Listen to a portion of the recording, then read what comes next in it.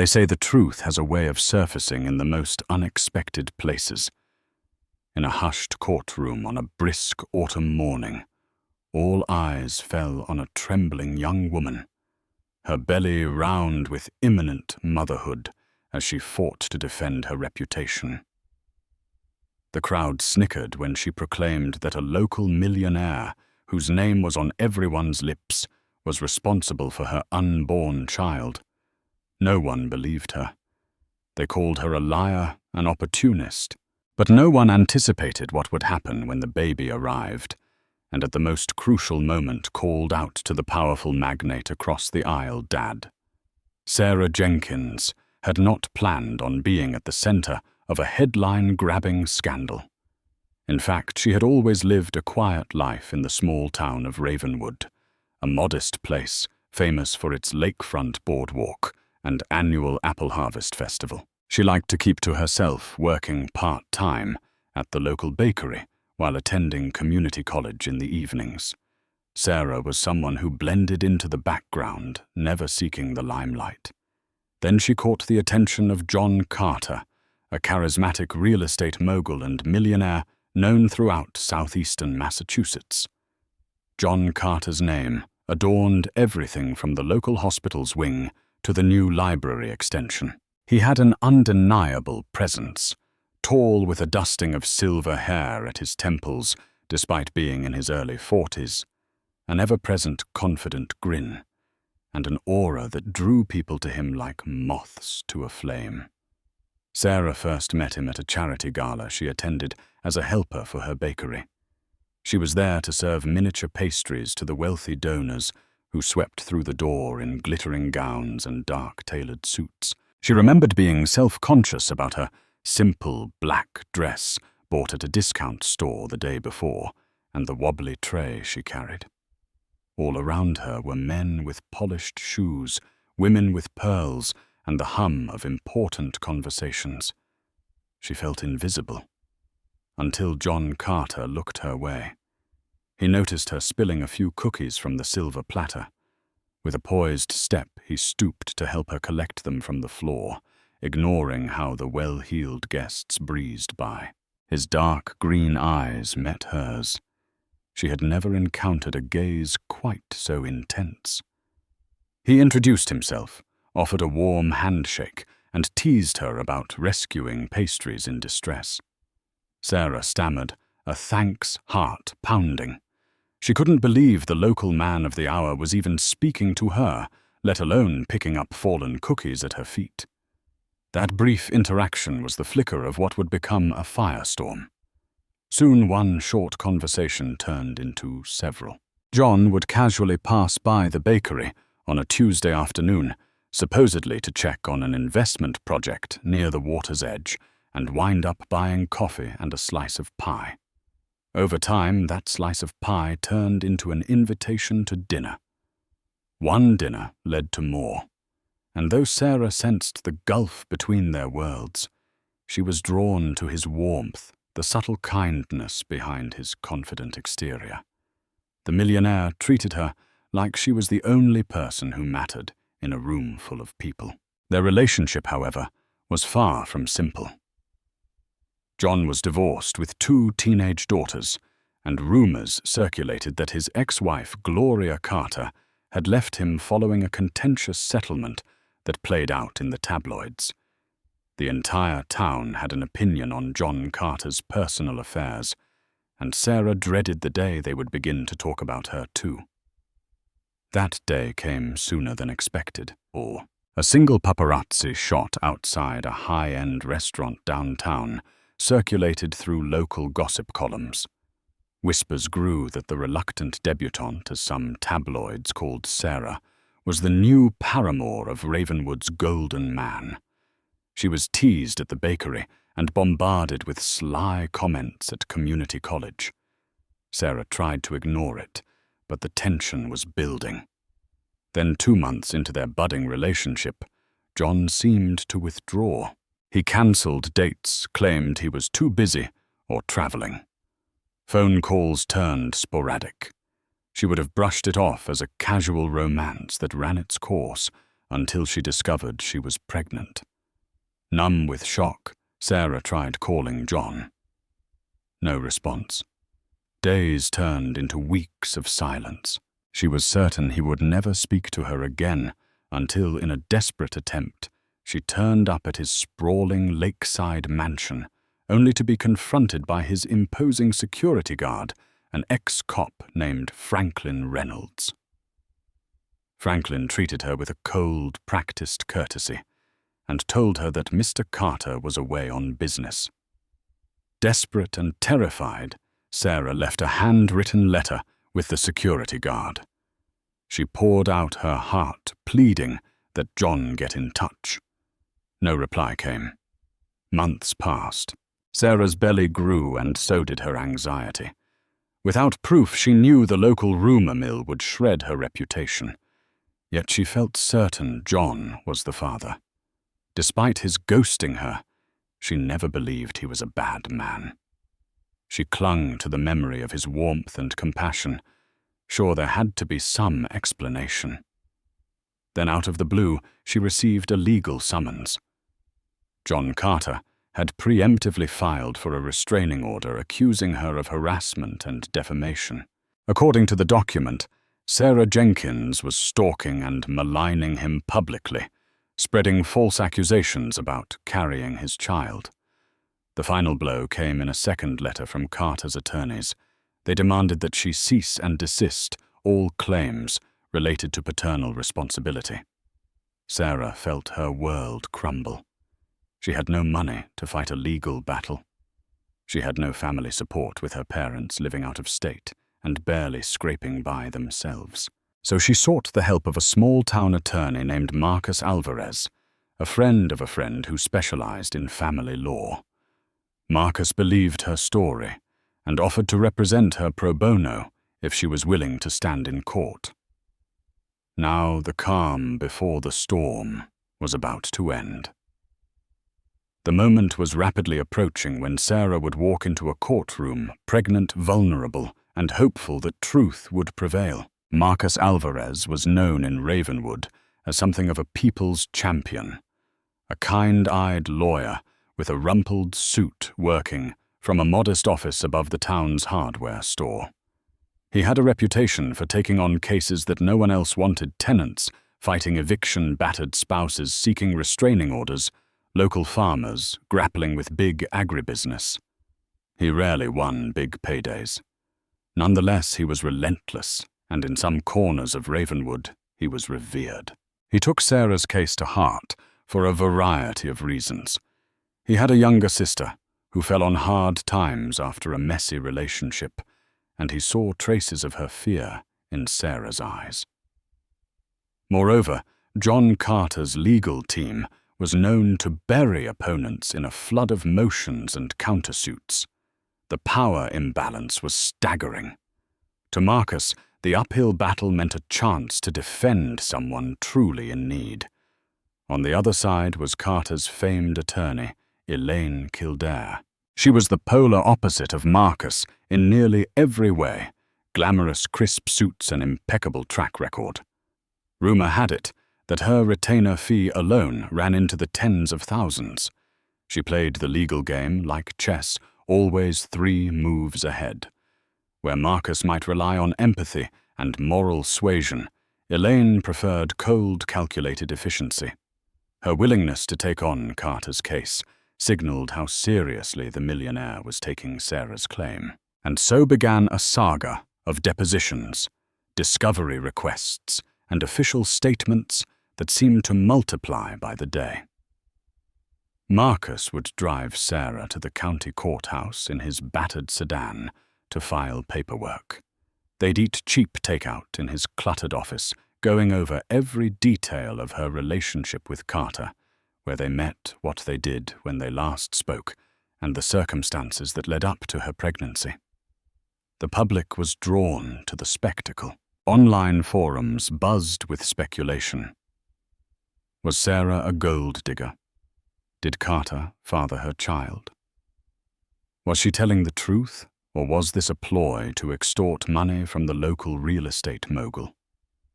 The gossip only intensified after local journalist Louise Partridge wrote an editorial suggesting that a paternity test would settle the matter once and for all, but that Carter's legal maneuvers seemed designed to sidestep that straightforward solution.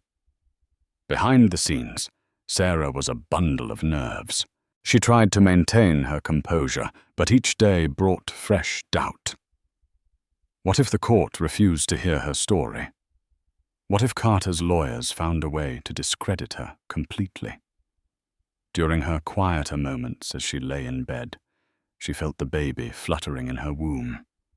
She would place a hand on her belly and whisper reassurances that everything would be okay.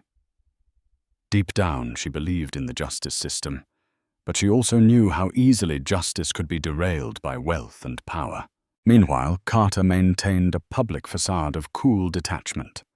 He continued with his philanthropic appearances, attending local charity events and giving interviews about new real estate ventures. Whenever asked about the paternity suit, he would smirk and dismiss it as unfounded rumors. Through carefully orchestrated PR statements, he insisted he had never even dated Sarah Jenkins. The man who once charmed her over slices of pie at the bakery now acted as though she was a stranger. The tension rose further when a preliminary hearing was scheduled. Marcus and Sarah arrived early at the county courthouse. She wore a simple maternity dress, her hair tied back. Nervously, she clutched a folder containing ultrasound pictures and text messages that provided glimpses of her past communication with Carter, though none of them explicitly confirmed pregnancy or paternal responsibility. Carter glided into the hallway with Elaine Kildare by his side. He wore a tailored navy suit, crisp white shirt, gold cufflinks glinting under the fluorescent lights. Sarah's heart lurched at the sight of him. She recalled his warm laughter, the way he used to place a hand on her shoulder when they walked side by side. But now his expression was distant, a slight sneer twisting his lips. Elaine Kildare wasted no time greeting Marcus with the barest nod. She flipped through her own legal folder thick with depositions and official statements that painted Sarah as a cunning opportunist. They strode into the hearing room, and once the judge arrived, the hush fell. Opening arguments were brief. Marcus, in his understated, earnest style, spoke of the disparity in power and the importance of letting truth unfold through a full trial. Elaine argued that Sarah was inventing lies to profit from Carter's public standing. She urged the court to dismiss the case on the grounds that there was no substantial proof and that continuing would cause irreparable harm to Carter's reputation. It was then that the judge asked, "Is there any evidence beyond your client's statements that could corroborate her claim that Mr. Carter is the father of this unborn child?" Marcus looked to Sarah, who nodded. She produced her ultrasound images and a timeline of their dating. Marcus, his voice calm but firm, requested that a paternity test be ordered, citing that it was the most direct way to validate her statement. If Carter truly believed her claims to be baseless, a negative test would clear him. Elaine countered, asserting that Sarah had no right to force Mr. Carter to comply with medical procedures based on wild accusations. The judge deliberated for a moment. The request for a paternity test was standard in these cases, but Carter's team had preempted it with a counterclaim that Sarah was mentally unstable and orchestrating a scam. The judge decided to set a hearing date to examine the matter more closely, allowing both sides to present evidence on whether such a test should be mandated. As the hearing adjourned, Carter locked eyes with Sarah for a moment. The flicker of recognition in his gaze sparked a memory, a ghost of the genuine affection that once passed between them. But it was fleeting. Elaine whisked him away, and Sarah stood in the aisle feeling as though her heart might break. The stage was set for a full trial. The entire town seemed divided into Team Sarah or Team Carter. Media outlets began reporting on the legal developments. Anonymous social media accounts popped up mocking Sarah and calling her a liar. Others championed her cause, calling for Carter to submit to the test if he had nothing to hide. Sarah's life became an emotional battlefield. Every quiet moment was overshadowed by the knowledge that she was fighting a Goliath of wealth influence and well-oiled legal machinery. Yet an odd sense of conviction buoyed her. She knew the truth. What she needed was for the court and the world to see it too. In the weeks leading up to the crucial hearing, Sarah found unexpected allies. After a story in the local newspaper portrayed her as a manipulative liar, a soft-spoken woman named Karen Fletcher approached her outside the bakery one chilly morning. Karen was in her early 50s, with tired eyes and a warm smile. She revealed that she had once worked as John Carter's personal assistant nearly a decade ago. "I don't know the details of your situation," Karen said in a hushed tone, "but I do know how Mr. Carter operates behind the scenes." She recounted how Carter had used his influence to smear a former employee who threatened to sue him over unpaid overtime. He'd orchestrated false allegations of theft, which pressured the employee into dropping the suit. Karen had left her job soon after, disillusioned by the underhanded tactics used to protect Carter's reputation. Karen offered Sarah moral support and a statement, if needed. Her story wouldn't directly prove Sarah's claims about the pregnancy, but it would shed light on a pattern of Carter's intimidation tactics. Marcus was elated by the development. He also received a tip from an anonymous source hinting that Carter's ex-wife, Gloria Carter, might be willing to speak privately.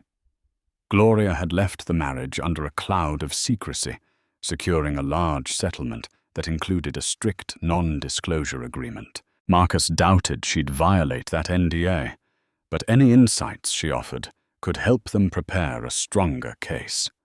After some back and forth, Gloria agreed to meet with Marcus and Sarah in a discreet location, a friend's home on the outskirts of Ravenwood. The opulence of Gloria's clothes and manner immediately conveyed that she still enjoyed the fruits of her divorce settlement. Yet her eyes looked weary, as though she had seen more ugliness in her marriage than any wealth could hide. Gloria spoke carefully, mindful not to breach her legal restrictions. She hinted that her own legal battles with Carter had been excruciating, and that he was more ruthless than any person I've known. She offered no direct statements that Sarah could use in court, but she did provide a glimpse into Carter's playbook, how he might hire private investigators, how he'd glean personal details to discredit her, and how he'd likely manipulate the public narrative. "I left with a broken spirit." Gloria confessed, her voice thick with memories. "He twisted everything I said, even to our own children, until I barely recognized myself. Don't let him break you too." These conversations were both disturbing and empowering for Sarah. She was not alone. Others had seen the dark side of John Carter's power. This knowledge steeled her resolve. Yet she worried about how far Carter might go to preserve his image and fortune. Shortly after meeting with Gloria, Sarah noticed strange vehicles lingering near her apartment complex. She'd see a dark SUV parked across the street, or a man in a baseball cap flipping through a newspaper on the bench outside for hours. Marcus told her to be vigilant. It was likely private investigators scouring her habits for any ammunition to use against her. One afternoon, as Sarah walked home from a prenatal checkup, she was startled by a persistent reporter named Jeremy Brock. He was a freelance journalist hoping to break the next big story, and had cornered her in the parking lot. "Sarah, I understand you're about to face John Carter in court again. Do you think you'll get a paternity test?" Are the rumors true that you're faking this pregnancy? She pressed her lips together, fighting back tears of frustration. In the face of the swirling rumors, she felt an urge to speak, but Marcus had advised her against giving any impromptu interviews. Instead, she said, "I just want the truth to come out," and hurried off. Every day seemed a test of her endurance. There were the physical challenges of pregnancy, morning sickness, swollen ankles, restless nights. Then there was the emotional weight, the intrusive stares, the social media taunts, the quiet scorn of townsfolk who believed she was besmirching their beloved benefactor. Still, Sarah found glimpses of solace. Marcus insisted she see a therapist affiliated with a local women's shelter, and the sessions helped her cope with stress. At the bakery, her boss, Ms. Ramsey, gave her flexible hours and a listening ear. And late at night, she journaled her fears and hopes, addressing letters to her unborn child about the future she wanted for them. In the midst of all this turmoil, a letter arrived at Marcus's office. It was from an old friend of Carter's, a man named Stanley Boyd, who wrote that he had information that might be pertinent to Sarah's case. The letter was succinct, stating only that he and Carter had a falling out years ago over business ethics. He never elaborated, but he insinuated that Carter had once confessed a personal regret that might relate to fatherhood. This was cryptic, yet it piqued Marcus's interest. When Marcus reached out by phone, Stanley was evasive, reluctant to speak in detail. He hinted that Carter was no stranger to fathering children outside of marriage, but said he had no hard proof. He worried about legal repercussions if he testified in court. It was another tantalizing lead, but Marcus needed more than rumors. As the hearing date drew near, the tension in Ravenwood mounted. The local paper ran a headline, "Will a Mother's Cry for Justice Be Heard?" It was accompanied by an editorial that urged Carter to submit to the paternity test to end the speculation once and for all. The editorial concluded, "Either this woman is telling the truth or she is not. But there is only one way to know for sure. If Carter continues to resist, one must wonder what he's hiding." Privately, Sarah wondered the same thing. If he truly wasn't the father, why wouldn't he just do the test? The pre-trial hearing was scheduled for a Tuesday morning in late winter. By then, Sarah's pregnancy was visibly advanced, her belly carrying the weight of not just a child, but of so many doubts and hopes. The courthouse corridor bustled with reporters and onlookers.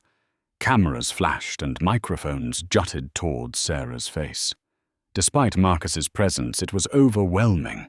A group of Carter supporters had gathered, with signs reading, "In Carter, we trust," while a smaller group held signs like, "Every child deserves the truth." Inside the courtroom, the judge summarized the issue at hand, the defense's motion to dismiss the case due to lack of evidence versus the plaintiff's request for a mandatory paternity test. Elaine Kildare, with her perfect posture, launched into a speech portraying Sarah as a schemer with a history of unstable relationships. She introduced old social media posts from Sarah's teenage years, in which she joked about meeting a rich man someday, twisting them to feed the narrative that Sarah was a gold digger. Sarah's face burned with shame as Elaine displayed a collage of personal photos, some from high school parties, another from a short-lived romance with a local boy who wore a baseball jersey. Each image, out of context, was painted to hint that Sarah had many intimate partners and was playing a game of pin the paternity on the wealthy man. The gallery of spectators snickered. Though the judge tried to maintain order, the undercurrent of laughter stung Sarah more than any insult. She felt tears welling in her eyes. It was one thing to be criticized. It was another to have her entire personal life paraded as a spectacle. She could practically hear the tabloids typing their next scathing headline. Marcus rose with quiet determination. He reminded the court that Sarah's past relationships, if any, had no bearing on whether or not Carter was the father. He submitted text messages that showed Carter setting up dates referencing Sarah's beautiful eyes and potential future. Marcus also presented a friend's sworn statement that she had seen Carter picking Sarah up from the bakery multiple times. Another statement from Ms. Ramsey recounted how Carter and Sarah would chat warmly at the bakery's back table. Elaine tried to dismiss them as inconclusive, but Marcus pressed on. The best and only fair resolution is to determine paternity. All we ask for is the test. The judge listened carefully. Sarah prayed the judge would see reason. At last, the judge ruled that the case could proceed, and that a paternity test was indeed warranted if Sarah's legal team could produce further corroborating evidence by the final trial date. Until then, Carter's request to dismiss was denied, but the test itself would not be ordered yet. They needed more than just circumstantial evidence of a relationship. They needed something to show that Carter had intentionally avoided fatherhood responsibilities. The judge wanted more substantive proof. Outside, the cameras swarmed again. Elaine put on a triumphant performance before the media proclaiming, "We are confident that justice will prevail, and Mr. Carter's name will be cleared." Meanwhile, Sarah slipped out a side entrance with Marcus, fighting back tears. Though the case wasn't dismissed, the day felt like a public humiliation. That evening, Sarah retreated to her small apartment. She sank onto her second-hand couch, the weight of the day pressing down on her. Questions circled her mind. What more could she do? How could she prove what had happened in private moments between her and Carter? Late that night, a knock startled her. She cautiously peered through the peephole and saw no one. But when she opened the door, she found a small envelope on the doormat. Inside was a single folded page containing a candid photo of Carter and Sarah together at a quiet lakeside spot, a place they used to meet on Sunday afternoons. They were side by side on a picnic blanket, clearly intimate. Sarah's head rested on Carter's shoulder, his arm around her. The handwriting scrawled beneath read, "He's lying. You can use this." Sarah's pulse quickened. Who had taken that photograph, and who delivered it? Was it someone sympathetic, or was it a trap? She wondered if it might be Karen, or even Stanley. After scanning the street and seeing no one, she carefully locked the door. The photo was dated in the corner, verifying the timeline of their relationship. This could be the substantive proof they needed. For Sarah, it was also a painful reminder of a happier moment of a man she'd believed cared for her. Sorrow mixed with hope as she realized that this evidence might sway the court to order the test. The next morning, Sarah rushed to show Marcus. He examined the photo, recognized the dating stamp, and quickly stored it in his secure file. "This is gold," he breathed. "With this, we can demonstrate an ongoing relationship and possibly force that paternity test." Yet the question remained, who had taken the picture and what were their motives? Word spread like wildfire that the paternity scandal trial, as the media dubbed it, was set to begin in earnest. The final hearing would determine if Carter could be legally mandated to undergo DNA testing. If the test was positive, a subsequent hearing would address child support and custody. If negative, Sarah would face potential legal repercussions for defamation and emotional distress to Carter's family. In the days leading up to the trial, the tension in Ravenwood reached fever pitch. The locals had all chosen sides, some praising Carter as a pillar of the community, others standing in solidarity with Sarah, especially women who saw this as a stand against powerful men evading responsibility. Media vans parked outside the courthouse satellite dishes, beaming updates across the region. Journalists roamed the halls seeking quotes from anyone who knew either party.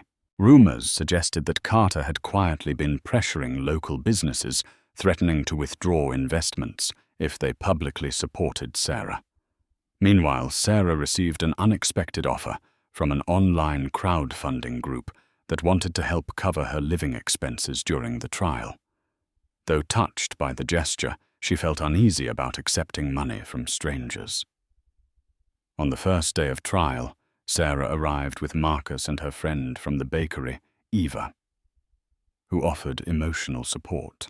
Sarah wore a simple dress that stretched over her pregnant belly. She felt her child's soft movements as she climbed the courthouse steps. The baby's presence lent her courage. She whispered to herself, "You have to do this, for both of us." Carter arrived shortly after, flanked by Elaine Kildare and a small entourage. He projected the image of a confident businessman, shaking hands with well-wishers, who called out, "Good luck, John, and we're with you." He spared Sarah a quick glance, but no words. The presiding judge was the Honorable Rebecca Langford, known for her no-nonsense approach. She'd handled high-profile cases before, and her reputation suggested she would not be easily swayed by grandstanding or theatrics. After the formalities, opening statements commenced. Marcus spoke first for the plaintiff. He described Sarah's modest background, her genuine relationship with Carter, and the subsequent events, Carter's withdrawal, the discovery of her pregnancy, and the emotional and financial strain she had endured in trying to contact him. He cited the photograph, text messages, and witness statements as proof of their relationship. Elaine then took the floor. She painted Sarah as a manipulative woman who sought to trap Carter with a pregnancy. She cited Sarah's personal finances, her student loans, even referencing a text where Sarah joked to a friend, "Wouldn't it be nice if we found wealthy boyfriends?" Elaine hammered home the idea that Sarah orchestrated the entire scenario for financial gain. Next came witness testimonies. Ms. Ramsey from the bakery testified about seeing Carter pick up Sarah multiple times, describing their interaction as affectionate and clearly beyond casual acquaintances. Karen Fletcher took the stand, recounting her experiences with Carter's intimidation tactics. She carefully explained that while she had no direct knowledge of Sarah's pregnancy, she believed Carter capable of orchestrating a smear campaign against any perceived threat. Under cross-examination, Elaine tried to rattle Ms. Ramsey and Karen, pointing out minor discrepancies in their timelines, suggesting that they were biased or had personal grudges against Carter. Meanwhile, Sarah sat quietly listening to every question, every insinuation, her heart pounding. Then Marcus introduced the photograph. Elaine objected, questioning its authenticity, but a photographic expert confirmed the date stamp. The judge allowed it as evidence. A murmur rippled through the courtroom when the photo was displayed on a large screen. There they were, Sarah and Carter, cozy on a picnic blanket. Carter's face was partially turned toward the camera, a contented smile on his lips. It was difficult to interpret this as a random or one-time meeting. Carter's reaction was telling. His jaw tightened, and for a moment the confident mask slipped. Under his breath he said something to Elaine. Sarah watched him, remembering how that moment in the photo had felt calm, joyful, full of promise.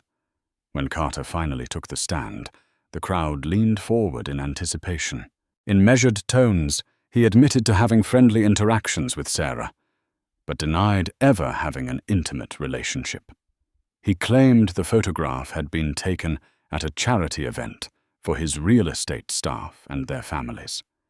He insisted that there were multiple people at the picnic, and that Sarah had latched onto him for the sake of the photograph. He also denied reading or receiving any letters from her about the pregnancy. Marcus pressed him.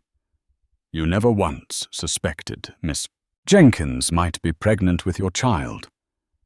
You never thought to address her claims directly, just to confirm or deny them. Carter's gaze flicked to the jury. I saw no reason to dignify ridiculous rumors. She never provided any credible reason for me to believe I was involved. As he spoke, Sarah felt a mix of anger and sadness. She wanted to stand up and shout the truth, remind him of the nights they spent together, the private whispers. But she kept her composure, trusting Marcus to handle the examination. Then came a twist. Elaine called Gloria Carter John's ex-wife to the stand. This caused a stir. Would she defend him or reveal more secrets bound by the NDA? Gloria was limited in what she could say about her marriage. She confirmed that Carter was a caring father to their daughters and that he valued his reputation above all else. Elaine then asked if Gloria had any reason to believe John would hide a pregnancy. Gloria hesitated, but eventually said, "He is a man who likes control. If he felt threatened, I believe he might take measures to protect his interests." The statement was cryptic, but damning enough to cause a ripple of unease among the spectators. On cross-examination, Marcus pushed, "Are you aware of Mr. Carter ever fathering a child outside your marriage?" Gloria carefully replied that she could not speak to that, given her legal constraints. Her eyes flicked toward John, with an emotion that was hard to read, pity perhaps, or resignation. With day one concluded, the judge adjourned the trial. Sarah exited the courtroom, mind swirling. The photograph had hit Carter harder than expected, but he still refused to concede. The next day, they would dig deeper into the timeline text messages and a new piece of evidence that Marcus hinted he had. Sarah could only hope it would be enough to convince the judge to order the test. Outside, cameras followed their every move. Sarah shielded her face, ignoring reporters' questions. What she wanted more than anything was a moment to breathe, to cradle her unborn child, and promise them that this nightmare would end. On the morning of the second day of the trial, the courtroom's mood was electric. Marcus had intimated that he possessed additional evidence. Whispers circulated among spectators and reporters alike. Did Sarah have some bombshell that would force Carter's hand? As proceedings began, Elaine called a surprise witness of her own, a man named Trevor Flynn, claiming to be a former boyfriend of Sarah's. Trevor took the stand with a cocky grin, describing how he'd been intimate with Sarah around the time she claimed to have been involved with Carter. Elaine's questions guided him toward painting Sarah as promiscuous, reckless, and more likely to be pregnant by him than by Carter. Sarah's face froze in shock. She recognized Trevor, a fleeting dating experiment from months before she met Carter. But their relationship had ended long before Carter came into the picture. She stared in disbelief as he adjusted his tie, telling half-truths, all while making her out to be some flighty young woman. Elaine asked if Trevor believed the baby could be his. He shrugged theatrically. I wouldn't be surprised. It was humiliating and infuriating. Marcus objected vigorously, challenging Trevor's credibility and pointing out the contradictory timeline. Under cross-examination, Trevor admitted they had parted ways on bad terms, that he'd been paid a consultation fee for his testimony, and that the last time he saw Sarah was before she ever met Carter. With that admission, Trevor's testimony crumbled, leaving the impression that Carter's team had arranged to pay him for negative testimony. Still, the damage was done. The seeds of doubt lingered. If Sarah had any other partner close to the relevant timeline, it could muddy her claims. Sarah felt tears threatening, but held strong. She knew Marcus was about to reveal the evidence they hoped would sweep away these insinuations. When it was finally Marcus's turn, he called to the stand Franklin Reynolds, the ex-cop and long-time head of Carter's private security. A hush fell. Franklin entered with reluctant steps, glancing uneasily at Carter, who sat with clenched fists at the defense table. Franklin raised his hand and took the oath, his brow lined with tension. Marcus approached with a folder in hand. He asked straightforward questions about Franklin's duties, verifying that he oversaw security at Carter's mansion. Franklin confirmed. Then Marcus produced a document. "Mr. Reynolds, do you recognize this sign-in log from the security gate at Mr. Carter's mansion? The one that details visitors and their arrival times?" Franklin hesitated. His eyes flicked to Carter. Finally, he nodded. "Yes, I do." Marcus walked to the judge's bench, requesting to enter the log as evidence. The judge obliged, and copies were distributed. Marcus explained that he had subpoenaed these logs, but they arrived heavily redacted. However, one page had been mistakenly left with partial information visible. It showed Sarah's name listed as a visitor on multiple occasions, specifically on dates that lined up with her statements about seeing Carter. Elaine rose, face stern. "Objection. These are incomplete records, tampered with at best. We have no way to confirm their accuracy." Marcus pointed to the log. "The entries that remain unredacted match Ms. Jenkins's accounts. Mr. Reynolds, did you or anyone under your supervision alter these logs?" Silence. Franklin swallowed tension thick in the air. Carter's gaze bore into him, a silent warning. Finally, Franklin admitted, "I was instructed to redact certain entries." He did not specify by whom, but the implication was clear. The logs, if fully revealed, might corroborate Sarah's visits. A stunned murmur ran through the courtroom. Franklin went on to testify that while he never witnessed Carter and Sarah in an intimate setting, he did see them speaking closely on multiple occasions, once even embracing near the garden. His words were measured, but they contradicted Carter's assertion that Sarah was a mere acquaintance. Under cross-examination, Elaine tried to corner Franklin, suggesting he was a disgruntled employee seeking revenge. Franklin shook his head. "I've served Mr. Carter loyally for years, but I can't lie under oath." The revelation rocked Carter's defense. Even if Franklin didn't confirm an affair, he had destroyed Carter's claim that Sarah was never a real guest or a consistent presence. The sign-in logs, despite the redactions, suggested repeated visits. Combined with the photograph, it lent weight to the argument that a relationship existed beyond casual encounters. The atmosphere in the room shifted palpably. Even among Carter's staunchest supporters, there were glances of doubt. Elaine swiftly tried to redirect, but the damage was evident. The judge asked for a recess, and both sides retreated to their corners. During the break, reporters bombarded Sarah, but Marcus shielded her. She gripped the edges of a table in a quiet hallway corner, emotional currents swirling. Franklin's testimony felt like a turning point. Finally, someone from Carter's inner circle confirming she wasn't lying. As they returned to court, the final piece of that day's drama unfolded. Marcus requested that the judge mandate a paternity test. With the logs photograph, witness statements, and Carter's shifting story, Marcus argued there was sufficient probable cause. Elaine fought back with every legal argument she could muster, calling into question the chain of custody for the logs and asserting that Carter's rights were being trampled.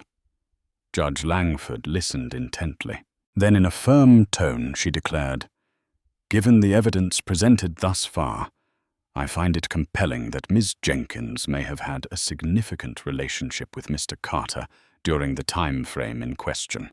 I will order a paternity test to be administered under court supervision within the next 72 hours.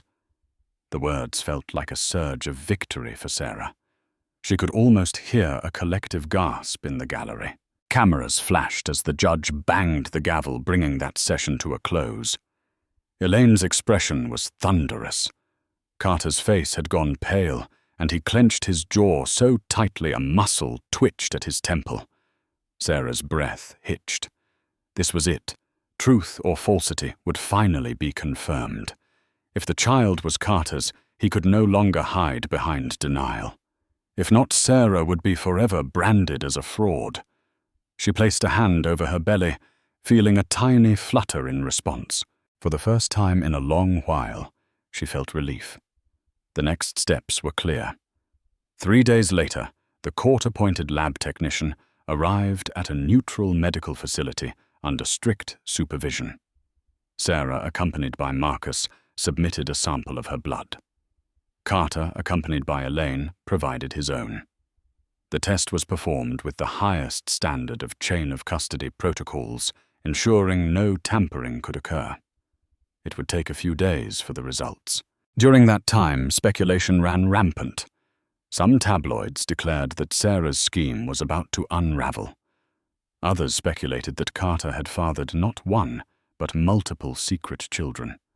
Gossip soared to fever pitch. Meanwhile, Sarah tried to maintain her composure, focusing on staying healthy for her baby. Finally, the day of reckoning arrived. A crowded courtroom awaited the results. The lab technician took the stand, producing a sealed envelope that was opened in full view of the judge, lawyers, and a silent throng of observers. Judge Langford read the document, her expression neutral. Then she passed a copy to the attorneys. Marcus read it, lips pressing into a tight line. Elaine's face fell in a flash of shock. Carter looked at her eyes, questioning. For a moment, no one spoke. Then Judge Langford cleared her throat. In the matter of Jenkins versus Carter, she began the court-ordered paternity test, indicates a 99% probability that Mr. John Carter is the father of Ms. Sarah Jenkins's unborn child. The room erupted. Cameras flashed, voices rose. Sarah gripped the edge of her seat, tears flooding her eyes.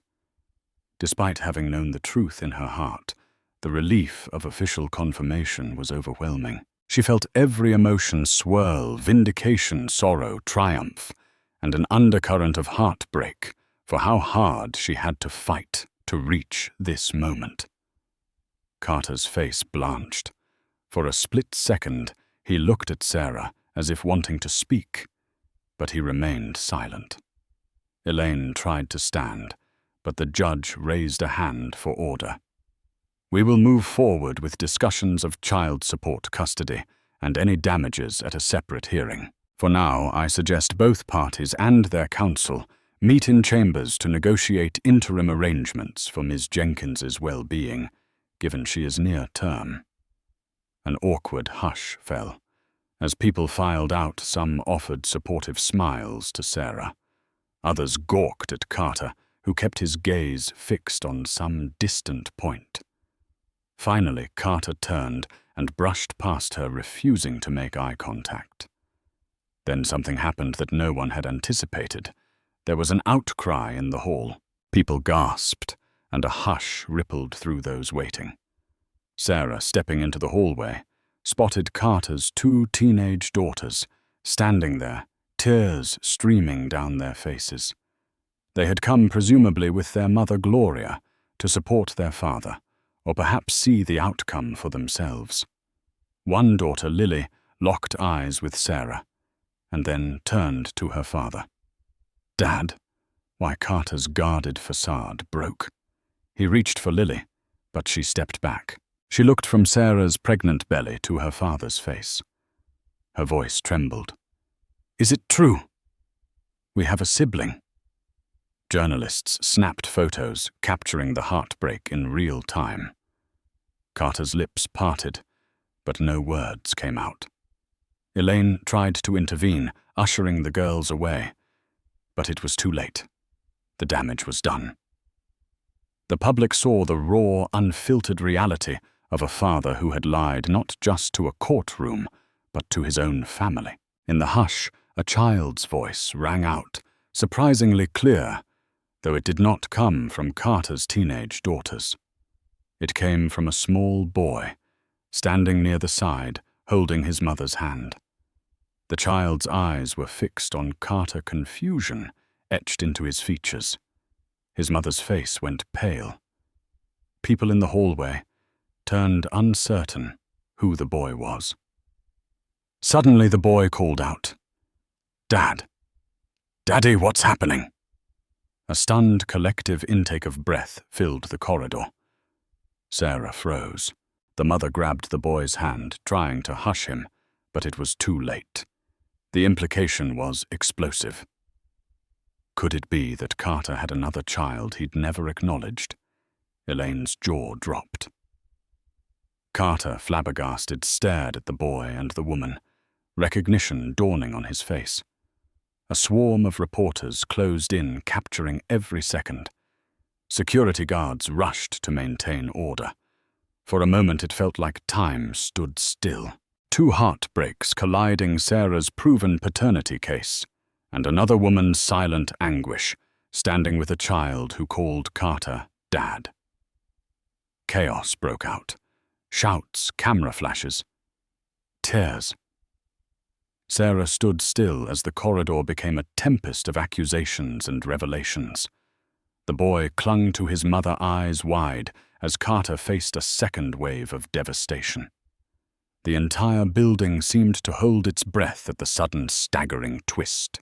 The newly confirmed father might already have fathered another secret child. In that moment, the laughter that once filled the courtroom when Sarah testified was replaced by a shocked hush, and in the center of it all was a man whose empire of secrecy and denial was crumbling in real time. In the fallout of that dramatic scene, everything changed. The hush that fell in the hallway transformed into a firestorm online, on television, and in every corner of Ravenwood. Suddenly, Sarah's claims were no longer in doubt. She was vindicated, but her life remained entangled in emotional turmoil. Her once beloved John Carter was a stranger, a man with more secrets than she could have imagined. She felt both relief that she wasn't crazy or lying, and a deep sorrow for the illusions shattered. For Carter, the discovery that another woman stood in that hallway with a child calling him Dad triggered a cascade of legal and personal crises. Though the details of that second situation would surface slowly over the coming weeks, the immediate impact was a near-complete collapse of Carter's carefully manicured public image. Investors started pulling out of joint ventures, philanthropic boards distanced themselves, and even longtime friends gave him wary glances. Gloria Carter, his ex-wife, faced her daughter's rage and sorrow. They felt betrayed, as if everything they knew about their father was a carefully orchestrated lie. Publicly, Gloria offered no statement beyond a brief request for privacy for her children. In a series of behind-the-scenes legal meetings, Carter's attorneys sought to settle. They knew continuing a hostile court battle risked unveiling even more skeletons in Carter's closet. Marcus, representing Sarah, negotiated interim child support, covering her medical bills and living expenses. The settlement also included the start of a trust fund for the unborn child. Sarah's main concern, however, was emotional support and stability. She didn't want a lifetime of battles over visitation and custody to overshadow the child's upbringing. The final day of court was more procedural than dramatic. Judge Langford incorporated the settlement into a formal order ensuring Sarah's child would be cared for financially. Visitation terms would be negotiated once the child was born, subject to the court's review if Carter tried to renege on responsibilities.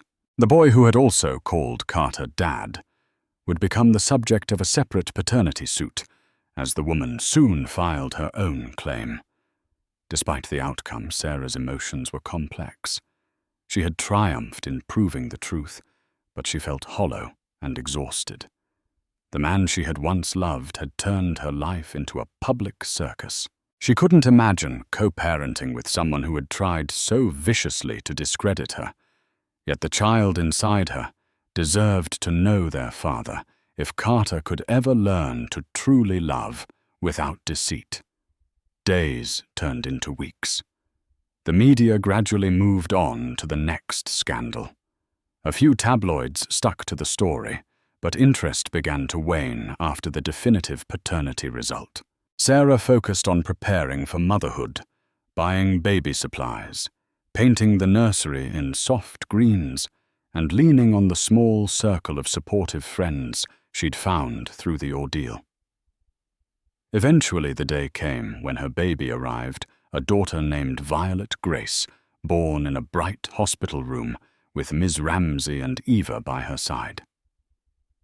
The birth was a moment of pure love, overshadowing months of heartbreak and stress. For Sarah, all that mattered was that her child was healthy, her tiny cries an affirmation of life. When Carter visited the hospital the next day, it was a subdued meeting. He approached timidly, a bouquet of flowers in hand, eyes a mixture of shame and awe.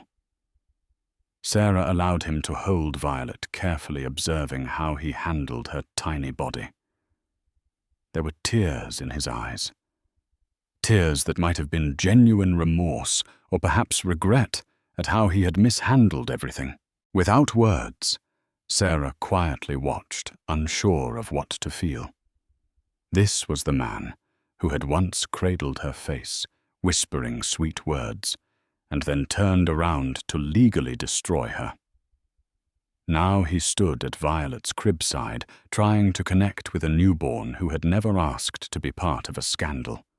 In the months that followed, Carter contributed financially and made occasional visits, each heavily monitored by Marcus's office to ensure Sarah's comfort. Over time, they found a fragile civility.